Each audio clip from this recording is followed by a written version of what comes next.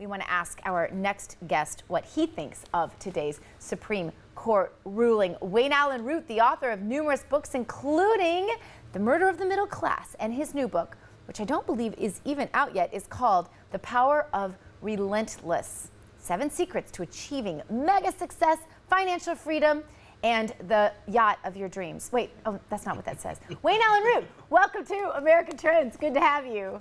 Dr. Gina, how are you? I'm good. I just want to know if you decided on going with the turban or the tie tonight. The tie. I've got the tie on. Got a tie for tonight. I just got it on. It took me a second. I was eating dinner, but I left the family table just for you. Oh, be still my heart. Thank you. All right, you had an article that was being shared across social media like crazy, and it was quite interesting, I thought. You think that it's not all what it seems in the Supreme Court. Tell us. Well, listen, I argued the very first time that Obamacare was helped along, saved, defended, protected by the Supreme Court, that there was blackmail involved.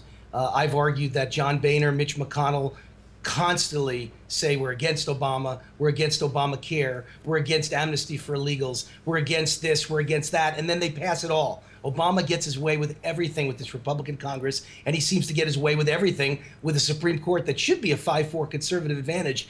I do believe there's blackmail going on. I honestly believe something is wrong. Why would a justice of the Supreme Court like Roberts, who is a rock-ribbed, lifelong conservative appointed by George W. Bush to be the conservative ace in the hole to stop the fundamental change of America that we're now getting, why would he be the guy whose legacy is now that he saved Obamacare twice? Something's wrong. Someone's got something on these guys. Obama uses the government, the IRS, the NSA, the DOJ, the FBI, the SEC. It shouldn't surprise us, really, if we were to find out that there was something like that going on.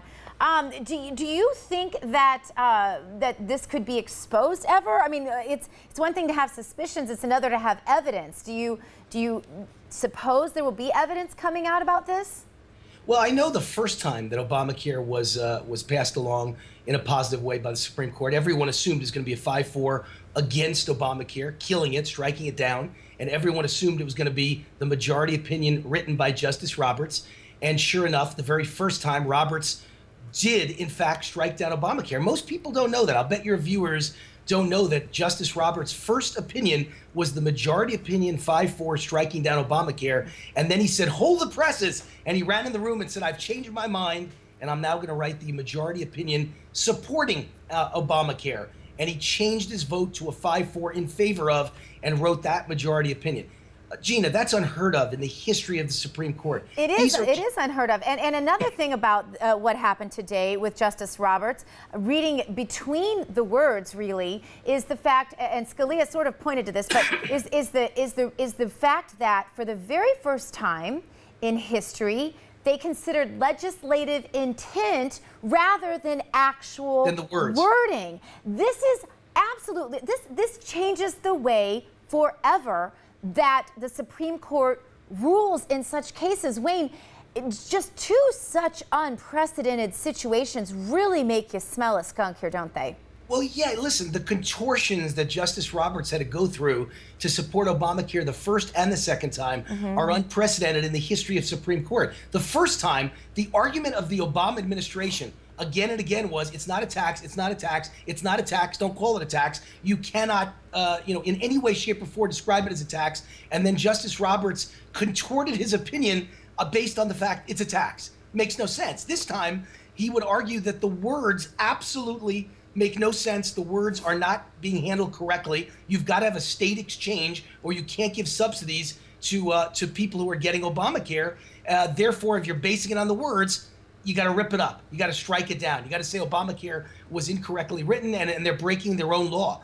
But he said the words don't matter. It's the intent that matters. So we're on new ground here that no one's ever heard of. Why would a conservative justice go out of his way to destroy his own legacy and fundamentally change the United States and be the hero of Barack Obama and Obamacare? It's beyond me, Gina. We know now that Judicial Watch, good friends of mine, have uncovered the fact that who's the #1 senior advisor of Barack Obama, Valerie Jarrett. What's her background? Everyone in her family is a communist, known communist under investigation by the FBI.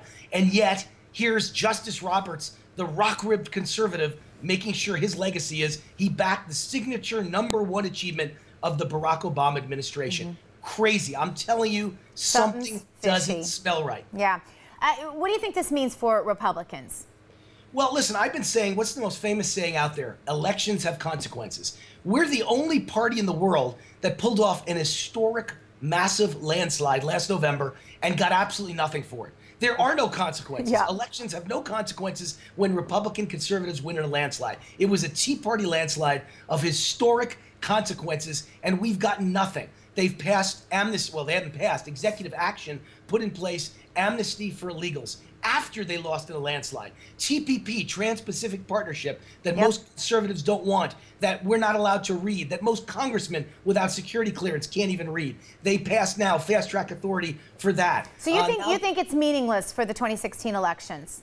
Well, is what happened today going to be meaningful? The only way I could see it meaningful is that Hillary Clinton now has to defend the disaster of Obamacare. Yeah. See, we would have been that might not be a bad thing, because everything that goes wrong with Obamacare going forward, there's nobody to put it in the lap of except Hillary. We're out of time, Wayne. I could keep you for an hour. But thank you so much for being on the show. And coming up next, we talk about the person who was heckling the person.